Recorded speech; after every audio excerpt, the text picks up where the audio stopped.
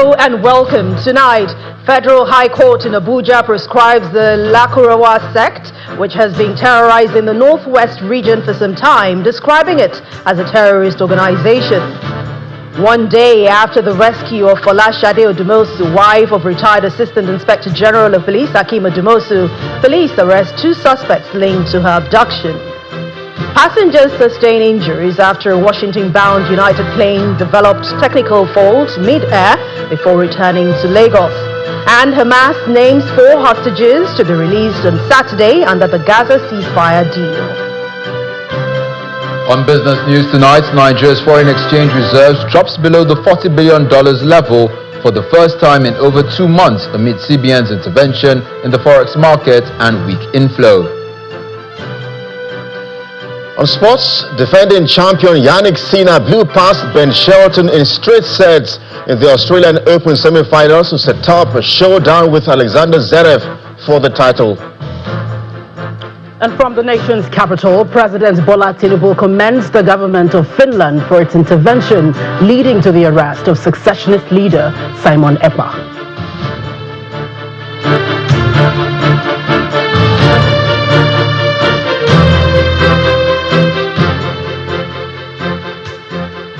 We begin from the nation's capital, Abuja, where Justice James Omotosho of the Federal High Court has prescribed the Lakurawa sect, classifying it as a terrorist organization. The prescription order followed an ex parte application filed by the Attorney General of the Federation and Minister of Justice, Lateef Fagbemi.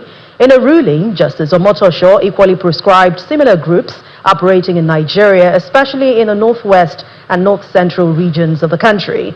The federal government had, in the ex parte motion, praised the court for 4 orders. An assistant director in the Federal Ministry of Justice, Mr. David Kaswe, moved the motion that was initially filed on January the 14th by the Director of Public Prosecutions of the Federation, Mr. Mohammed Abubakar.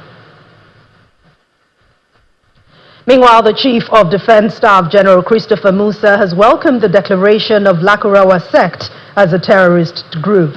General Musa, who was speaking on our program Politics Today, also says the terror groups in the north, like Lakurawa, have been enabled and emboldened by the years by some members of their host communities.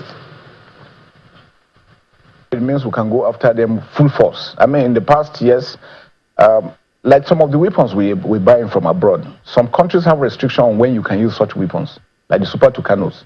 You can't use them if you're not using them against terrorists. So you have those limitations. But once they are prescribed, which means you can use all these arsenals on those aspects. The legal issues also because we know we have the counterterrorism laws, this will also apply to them directly. So it's a win-win thing for us. It's a welcome development, and we're very happy. We are working closely with the Attorney General to ensure that these things are done properly, and we're happy that the announcement has come in and it is timely. It will enable us to also carry out more robust operations. Most of these locals, when they come, they tell you, look, I'm from your religion, I'm from your tribe, we're here just to be together. And then you take them in, they become monsters. It has happened over and over. Boko Haram, when it started in Yedam, it was the same thing. When action was repeated, no, leave them, they're just youths, they're just misguided people, they're our people, until they became monsters. And I tell people, don't ever allow a monster be with you, because when he grows, he will swallow you. Exactly that's what happened. The Lakurawas are not new. They were in since 2018. They were with them 2018. They had an agreement that, look, come and stay with us. We'll farm together. We'll give you some stipend. Now, when that thing wasn't happening and they weren't getting that money, the next day they said, okay, come and start paying us. And they've multiplied now. And they multiplied now. And are we taking them out? Completely. Very well. That we're working. At the moment, how decimated are they? Very well. And one day after the rescue of Folashade Odumosu, wife of retired Assistant Inspector General of Police Hakeem Odumosu, the police has announced the arrest of 2 persons in connection with that abduction. Addressing a news conference in Abuja, the Force Public Relations Officer, Mr. Olumuyiwa Dejobi, says the suspects were arrested in the early hours of Friday in the Ikorodu area of Lagos. For conference and retreat personnel. Barely 24 hours after rescuing the wife of a former Assistant Inspector General of Police who was kidnapped in Ogun State, journalists converged on the force headquarters for an update. The 5th edition with the theme improving. The police public relations officer announces the arrest of 2 persons allegedly involved in a kidnap. These suspects were arrested in the early hours of today, Friday, the 23rd of January 2025, while on their way out of Lagos State. Upon interrogation, they confessed to their crime, belonging to a gang of some men, 2 of whom have been neutralized previously by police operatives in Ogun State. Recovered from the suspect upon their arrest were the sum of 2 million naira, 2,250,000 naira only, which was part of the requested ransom, and 2 locally fabricated rifles and some live cartridges and ammunition of various calibers. Tackling crime through training and retraining of senior police officers is also brought to the front burner. The conference and retreat is a gathering of all senior police officers from the rank of commissioner of police and above, and platform for senior police managers in the country to critically assess the internal security performance of the force and strategize on ways of improving service delivery and secure the internal security space of our dear country, Nigeria. In the last edition, the event hosted the President of Interpol, Ahmad Nasser al-Raisi. While delivering the keynote address, the Interpol President expressed his organization's desire to further strengthen Interpol's collaboration with Nigeria. The victim, Folashade Odumosu, was abducted on Thursday, the 16th of January, at the entrance of a residence in Arekbo, Owode local government area of Ogun State, but was rescued unhurt on Wednesday, the 23rd of January, 2025. The chairman of the Senate Committee on Interior, Senator Adams Oshiomhole, is alleging that some retired military generals may be responsible for the illegal mining activities across Nigeria, which has continued to undermine the country's effort to diversify its economy. Senator Oshiomhole made this assertion during the budget presentation of the chairman of the Senate Committee on Solid Minerals Development, Senator Samson Ekpong, at the Committee on Appropriation. Well, Senator Oshiomhole expresses frustration over the federal government's inaction, asking President Bola Tinubu's administration to address the illegal mining crisis decisively.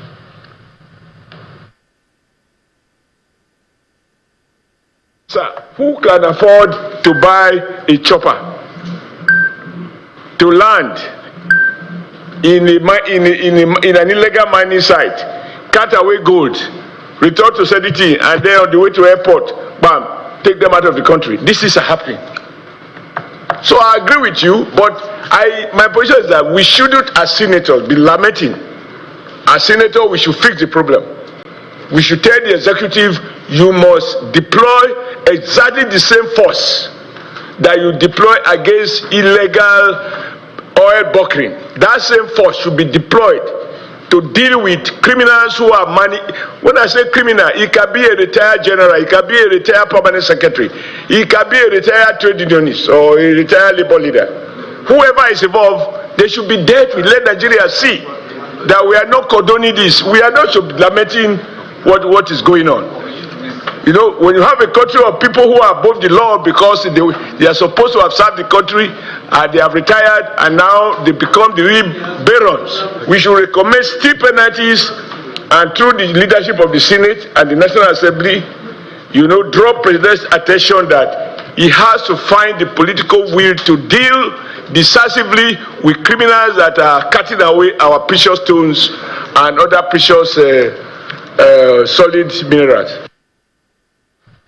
Away from security and mining, the Director General of the National Orientation Agency, Mr. Larry Saunilu, is asking Nigerians to change their attitude and desist from scooping fuel from fallen tankers. Speaking at the official flag-off of the Community Engagement Campaign at Lambata Community in Gurara local government area of Niger State, Mr. Saunilu tasked community leaders to take up the responsibility of leading the campaign on the dangers of scooping fuel from fallen tankers. Our correspondent Victoria Longjohn reports. A 2-hour drive from Abuja, the nation's capital, takes us to Lambata community in Gurara local government area of Niger State. The community is a transit corridor for trucks carrying farm produce to some southern parts of the country.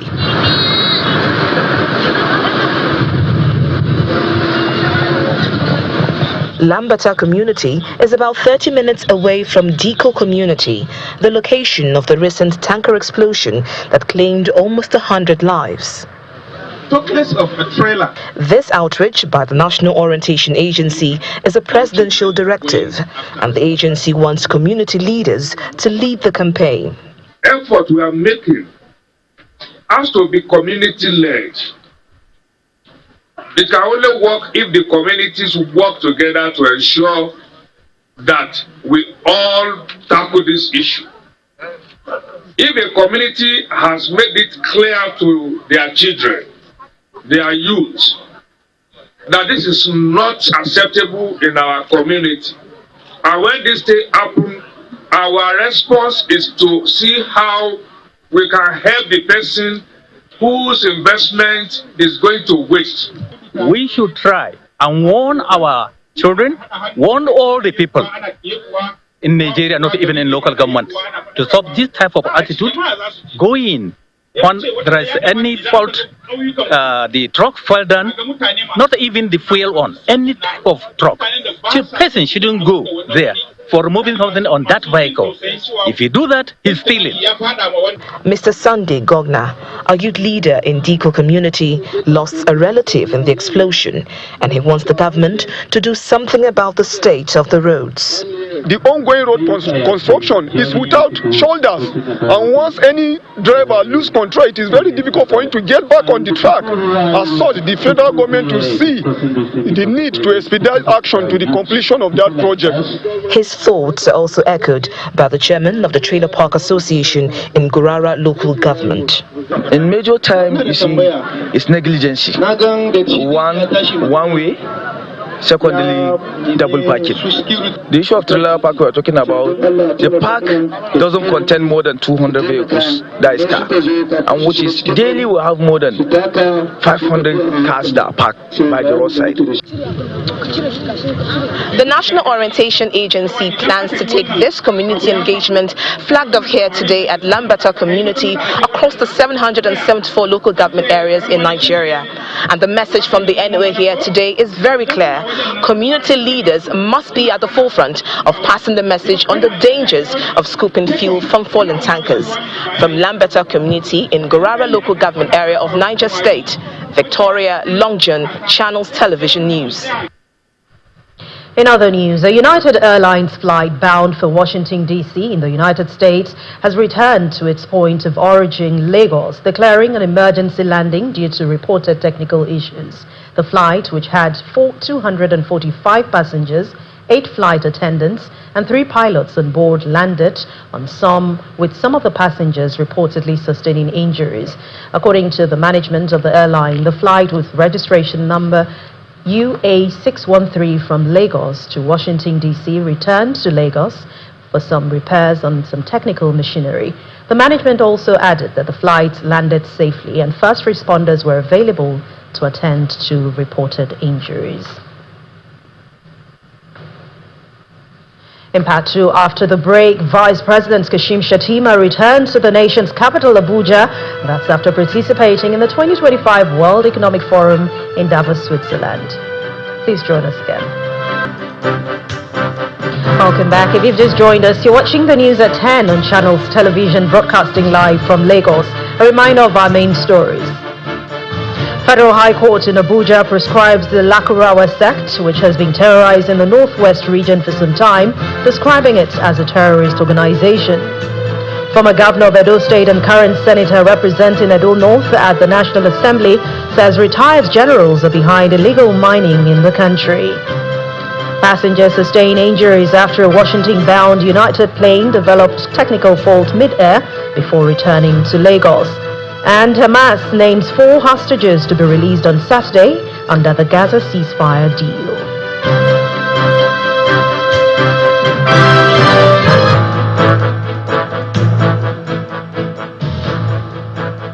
Now, the Court of Appeal in Abuja has set aside a judgment of the Federal High Court, which struck out a suit filed against the Central Bank of Nigeria for refusing to respond to an application made under the Freedom of Information Act 2021. Justice Okon Abang, who delivered the unanimous judgment of the three-member panel of justices of the Appellate Court, held to the denial of the appellant's request for the demonetized coins available as of March the 17th, 2017 and July the 18th, 2020 is contrary to the provision of the Freedom of Information Act 2021. Our correspondent Emanuela Ekele reports. The Court of Appeal Abuja is set to deliver a series of judgments. One of those judgments is the judicial review of the Freedom of Information Act 2021. The judgment was in an appeal filed by Lawmakers Network Against Corruption, challenging the May 26, 2023 judgment of the Federal High Court Abuja, which struck out its suit against the CBN over its refusal to respond to an FOI application made to it, requesting for the record of physical stocks of the demonetized coins available as of 17th of March 2017 and 18th of March 2020. Justice Okon Abang, who read the judgment, held that the provision of Section 21 of the FOI Act, the appellant does not require the leave of court to take any legal step before filing the application for judicial review of the decision of the CBN refusing its application. Justice Abang added that there should be no limitation and bottleneck of any sort when it concerns application for judicial review under FOI Act. While stating that the appeal of the appellant succeeds, the justice held that the trial court erred by striking at the suit of the appellant. He subsequently set aside the judgment of the trial court. In another judgment, the appellate court dismissed an appeal filed by Liberation Movement, one of the political parties deregistered by the Independent National Electoral Commission, seeking its restoration.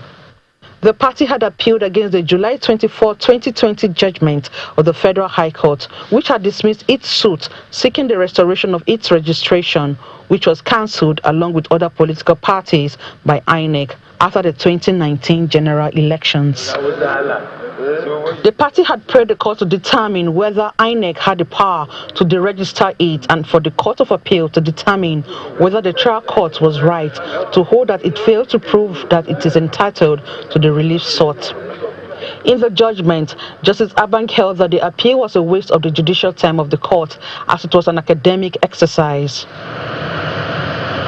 Justice Okon Abang subsequently dismissed the appeal and awarded the cost of 1 million naira to INEC to be paid by the council of the party. Emanuela Ekele, Channels Television News. In the meantime, Vice President Kashim Shettima has returned to Nigeria. That's after his engagement at the 2025 World Economic Forum WEF in Davos, Switzerland. During his time in Davos, the Vice President presented the nation's investment opportunities to a global audience, advocated African economic integration, and held strategic meetings with world leaders and international organizations. The Vice President also called for a partnership with the World Economic Forum to advance two critical projects in Nigeria, the African Atlantic Gas Pipeline and the recharging of Lake Chad. According to a statement by the Vice President's spokesman Stanley Nkwocha, he made the call during a bilateral meeting with the forum's president, Mr. Borge Brende, on the sidelines of the ongoing WEF annual meetings in Switzerland. He highlighted the project's potential to address regional energy needs and food security, also economic development.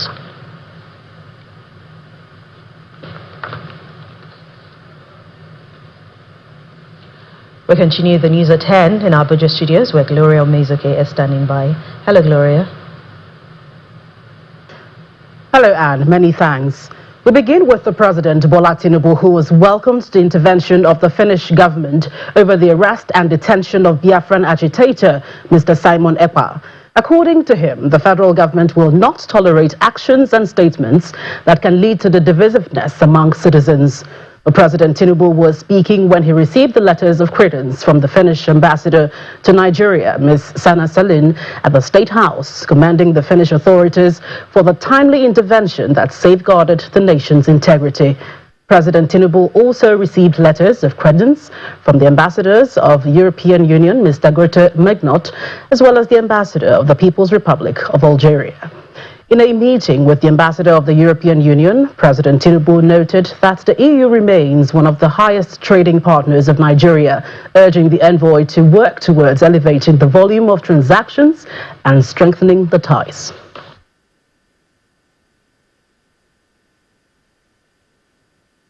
The Minister of the Federal Capital Territory, Mr. Nyesom Wike, is assuring residents of more road infrastructure in 2025. The minister gave the assurance as he commissioned a 5-kilometer Gabo-Tokolo road in Buari Area Council, Abuja. According to him, the infrastructure development in rural communities is part of President Tinubu's renewed hope agenda. Of people who are welcoming him. The chairman of Buari Area Council, traditional rulers, gather as the FCT minister commissions the Gabo-Tokolo road in Buari Area Council.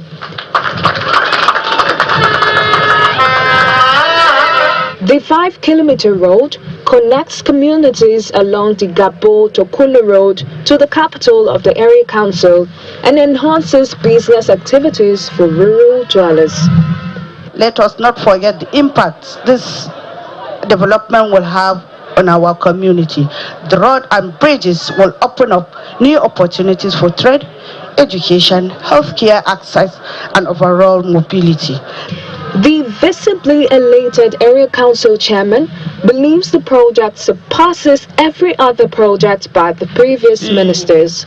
Sir, it may interest you to know that in our record of Federal Capital Territory, the only person that we even used to consider that have done so much to the people of Federal Capital Territory was El-Rufai. But I want to tell you, you have shown El-Rufai that you are the master of all. We want to say to you, we are grateful.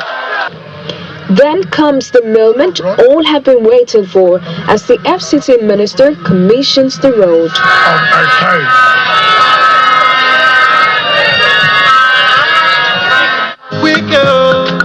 The FCT minister also gives further assurances for rural road infrastructure in 2025. In 2024, through Mr. President's directive, we say we are going to construct each of the area councils will nominate at least one road.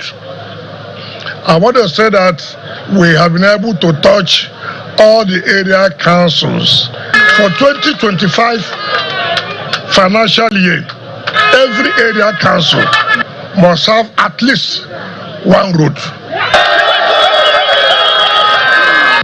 Already, the FCT administration has spent over 60 billion naira on road infrastructure in Buari Area Council alone, and the FCT minister calls for the support of the people so that they can benefit from other projects lined up for the 2025 financial year. The minister has commissioned. One of Nigeria's leading telecommunication companies, Globacom, has rewarded winners of its recent raffle draw through its Festival of Joy promo as part of efforts to appreciate customer loyalty. The event, which was held at the Globacom House in Abuja, was graced by officials of Globacom, government representatives, and members of the private sector. The company's head of division, North Central, Mr. Kazim Kaka, described the event as a testament to the company's commitment to giving back to its customers and encouraging their trust in the brand. The headquarters of Globacom, Nigeria's indigenous telecommunications company, located in the Maitama district of the nation's capital, comes alive as staff of the company are joined by Nigerians for the presentation of prizes to loyal customers who emerged winners in the company's Festival of Joy promo. The atmosphere is filled with joy as the gifts were displayed. The head of division, North Central, Mr. Kazim Kaka, described the event as a way of connecting with customers and strengthening brand loyalty. Hundreds of Glo subscribers have received their prizes at the prize presentation events held in several parts of the country. After the speeches, Dignitaries at the event step out to present the gifts to winners.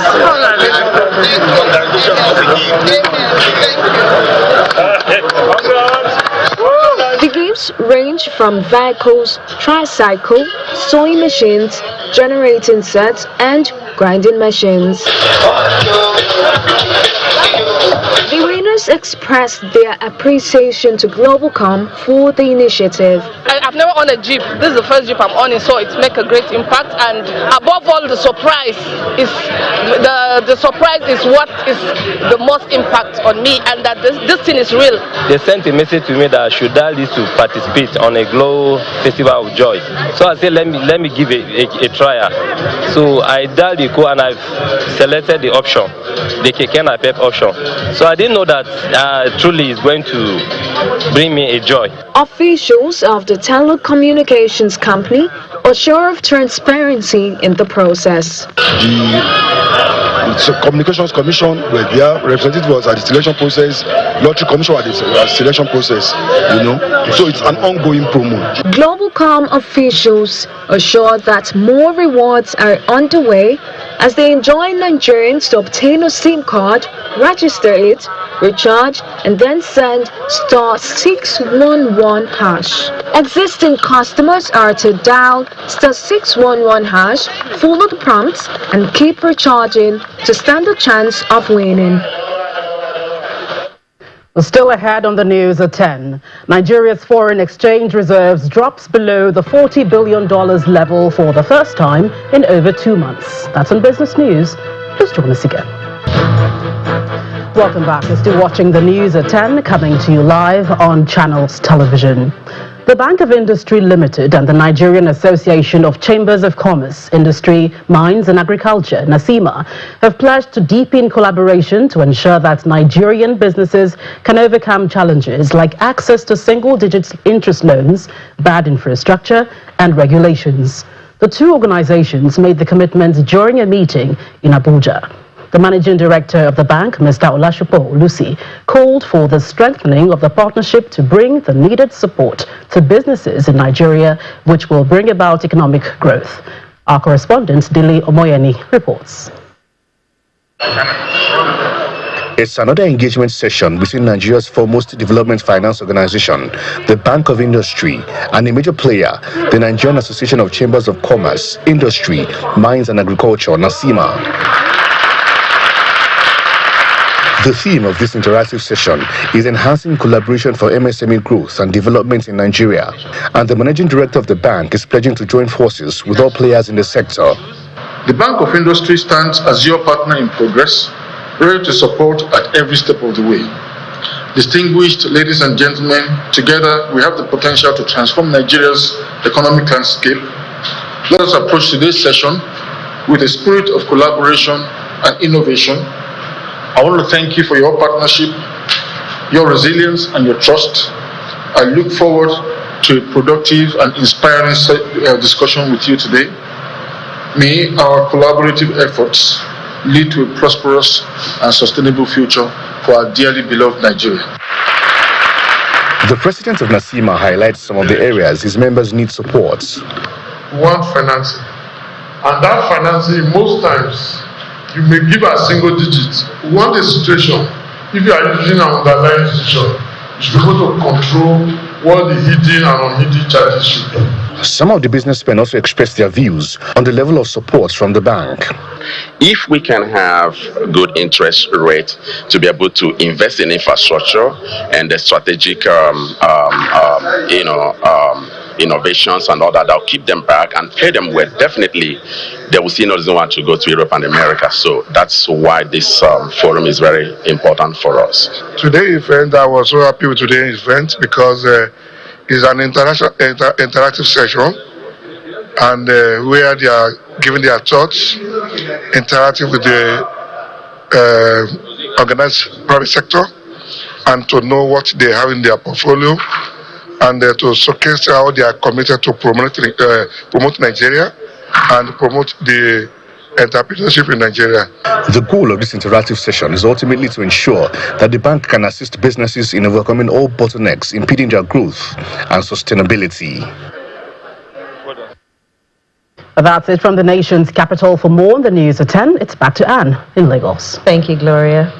Experts have continued to express optimism that Nigeria's economy will be better off in the year 2025, but that is if the budget of 49.7 trillion naira is effectively implemented with key reforms, despite the uncertainties that continue to impact macroeconomies and key sectors. This was the thrust of the discourse jointly organized by PricewaterhouseCoopers Nigeria and Business Day Media in Lagos.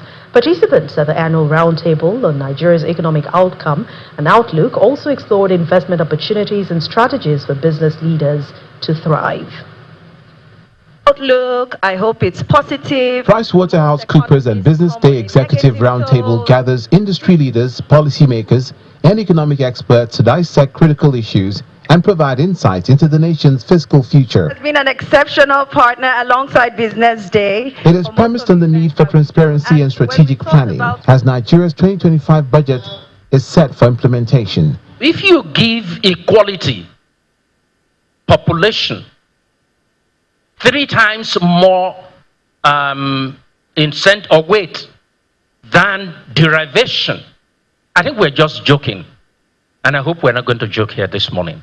Paper presentations outline key fiscal outlooks in 2025, drivers that will shape the dynamics of key sectors, opportunities, and implications for businesses. 2025 will be a better year. GDP will grow, 3.2, 3.5. That's what we think. We think inflation will abate to 20s.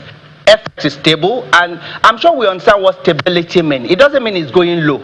It means it will be in a predictable range in which you can do your business. In the 2025 budget, several assumptions have been made. And the first one is the benchmark price of $75. In our view, as PwC, we believe that this is achievable. The presentation set the stage for robust panel sessions. Panelists expressed their views on the implications of fiscal reform, the opportunities and risks that will emerge from the 2025 budget. I know the central bank is going to introduce a code for FX by the end of the month. That would improve the transparency issue that you raised. Once you address transparency, you've taken up the pressure on the FX significantly. The overall sentiment for PwC is one of positivity and optimism. If you're not thinking digital, you're not thinking about how you're digitizing your product, how you're digitizing your go-to-market strategy, then you are falling behind. So tech, talent, and business model, those 3 are key strategies for success in our view going forward into 2025 and beyond. For family businesses and the insights they can draw from this, it's really where are the opportunities that we can tap into for growth? Where are the opportunities we can tap into for productivity? And one of the major opportunities highlighted was around the exports of products across the continent. Further to the insights shared at the roundtable, participants reiterate the significance of stakeholder engagement in shaping the budget and economic policy. The event will undoubtedly contribute to a more informed and strategic approach to the implementation of Nigeria's fiscal policies for 2025. Let's talk about the foreign exchange reserves in Nigeria, and we'll take now to Dominic Iwewu, who's standing by for business news.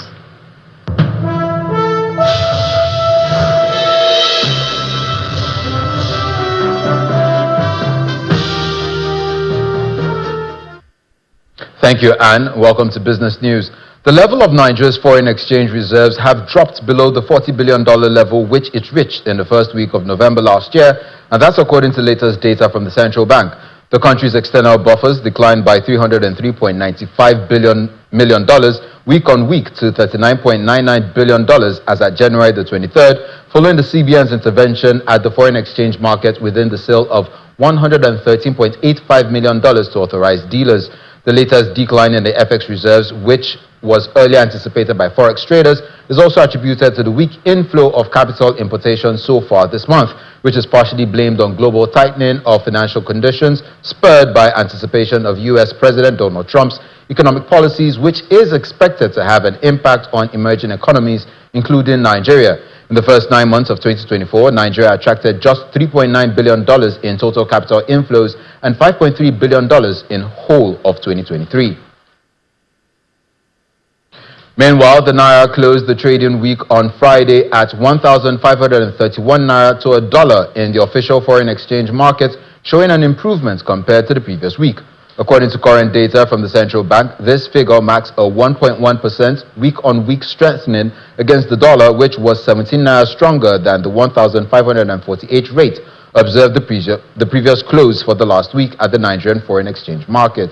In terms of daily trading, the Naira strengthened by 17 Naira 50 kobo, up from 1,548 Naira to 50 kobo, which it closed on Thursday. Outside our shores in business, the United Kingdom says it will soften some planned changes to its controversial non-dom tax rule following concerns of a millionaire exodus, and that's according to the Treasury Department. In a statement confirming the plans, a Treasury spokesperson said the tweaks were designed to motivate non-doms to bring their funds to the UK, encouraging them to spend and invest this money here. Earlier on Thursday, UK Finance Minister Rachel Reeves, while speaking at the World Economic Forum in Davos, said the government would soon put forward an amendment to the country's finance bill, increasing the generosity of a rule which allows non-doms to bring money to the UK without paying significant taxes. Now, the price of Bitcoin, the world's largest cryptocurrency, surged by 3% today to reach the $105,000 mark in Friday's trading. At the same time, the global cryptocurrency market's capitalization increased by 2.65%, reaching $3.61 trillion. This comes after U.S. President Donald Trump announced that he has signed an executive order aimed at solidifying the United States' position as a global leader in cryptocurrency and artificial intelligence. One of the most notable aspects of the executive order is the proposal to create a national crypto reserve. The digital asset stockpile would consist of cryptocurrencies seized by federal law enforcement agencies. Back home to the local stock markets, which ended Friday's trading session with a significant rebound, with the equities capitalization adding nearly 500 billion naira to its total value. Willie Bong has details of today's activities at the NGX.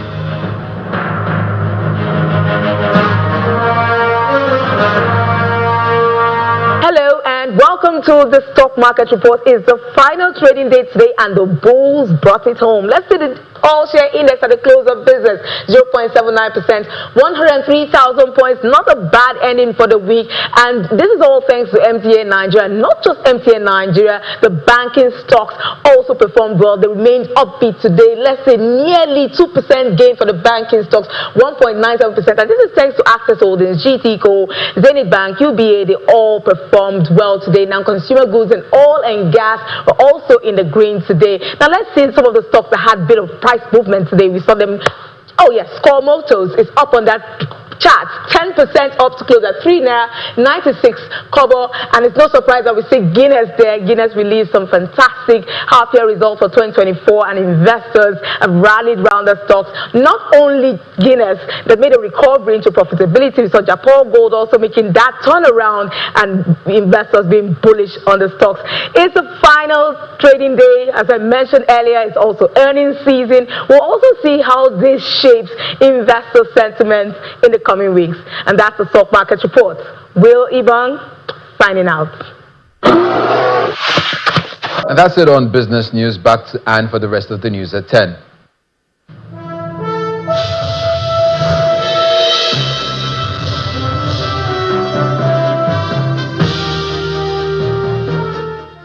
Thank you, Dominic. Hamas says 4 hostages will be released on Saturday under the Gaza ceasefire deal. Here's Simon Puse with more on this and other international news and around the world in 5.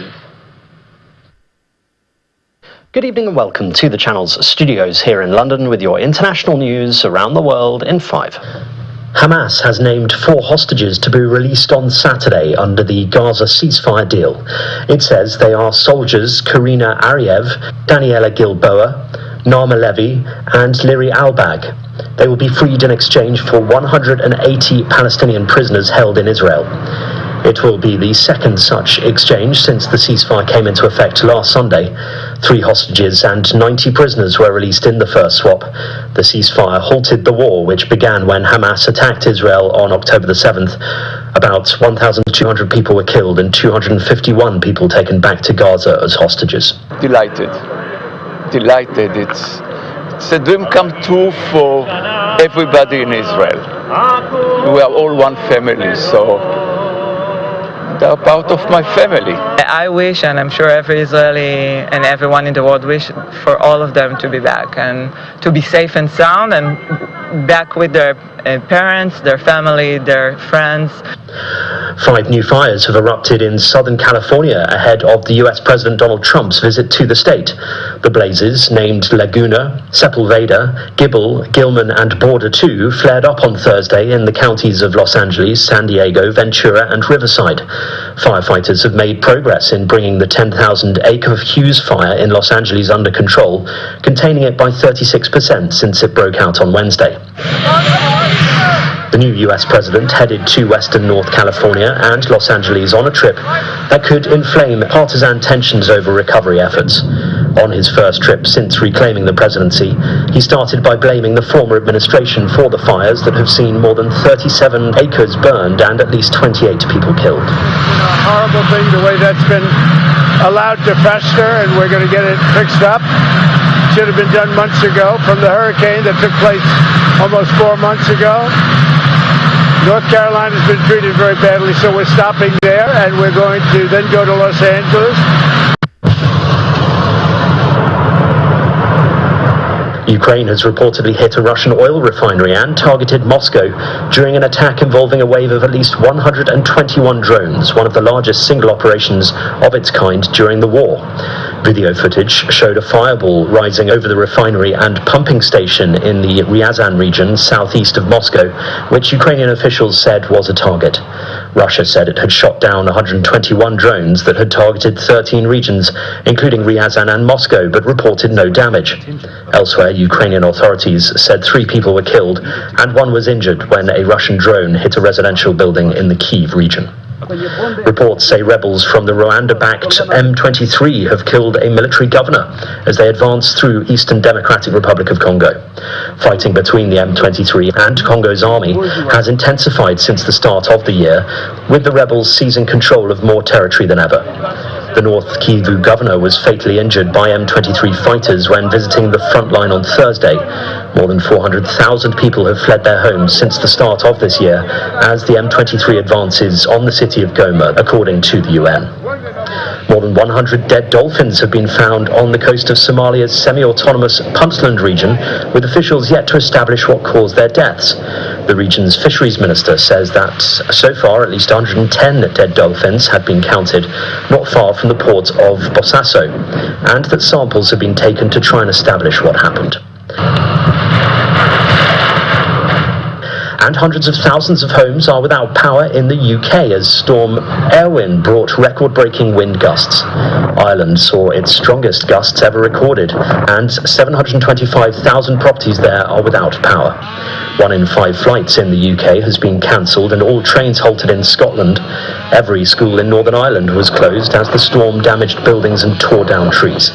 An ice skating rink in Dublin was destroyed as record-high winds from Storm Erwin battered Ireland and Northern Ireland.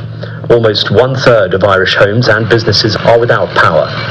Here, panels flying off the roof of Belfast's Titanic Studios, home of Game of Thrones. And here, footage of an aquarium in Galway was posted online, showing it almost totally submerged. And that's your international news around the world in 5. Now back to the channel's studios in Lagos.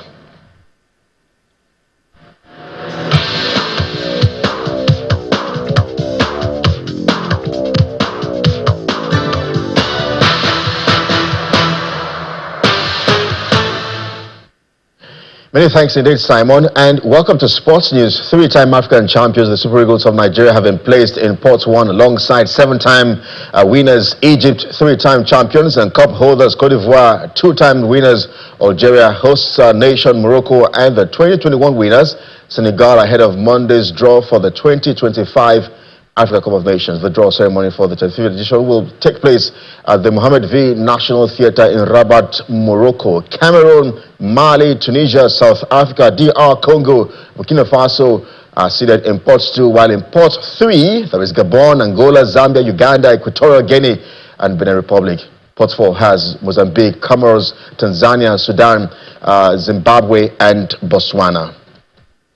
Tennis now, defending champion Yannick Sinner continues his sizzling Australian Open run with a 7-6, 6-2 and 6-2 win over American 21st seed Ben Shelton earlier today to reach a second straight final at Melbourne Park and book a meeting with Alexander Zverev. Sinner's victory made the 23-year-old the youngest man to make multiple finals at the Australian Open since Jimmy Courier in 1992 and 1993 and kept alive his dream of becoming the first Italian to lift 3 Grand Slam singles trophies.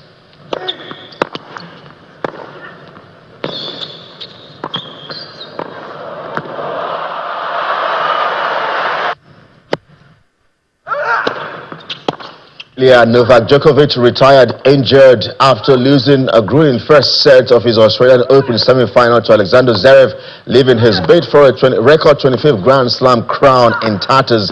The Serb's upper left leg was again heavily tapped after he hurt it in the quarterfinals, and he called time after going down 7-6. Zverev defended the 10-time champion for pulling out owing to injury after the 24-time Grand Slam champion was booed by some spectators as he left court. And Pep Guardiola says Manchester City's new signings Umar Mamouche, Victor Reyes and Abdul Qadri Kushanov will all be in the squad for Saturday's English Premier League home clash with Chelsea ahead of the battle between two teams chasing Champions League spot.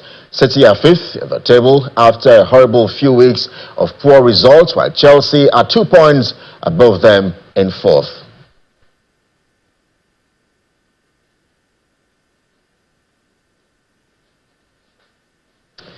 And that's your sports news. I'm Kelly Egiga. It's back to Anne.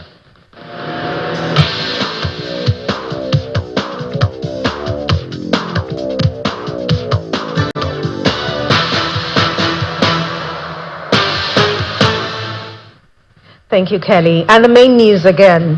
The Federal High Court sitting in Abuja has prescribed the Lakurawa sect, which has been terrorizing the Northwest region for some time now, describing it as a terrorist organization. The former governor of Edo State and senator representing Edo North at the National Assembly has accused retired generals of being behind illegal mining in Nigeria. And Hamas has named 4 hostages to be released on Saturday under the Gaza ceasefire deal. The hostages will be freed in exchange for 180 Palestinian prisoners held in Israel. That's the news at 10 tonight. Thank you so much for watching. I'm Anne Nwawadu. Have a wonderful weekend. Good night.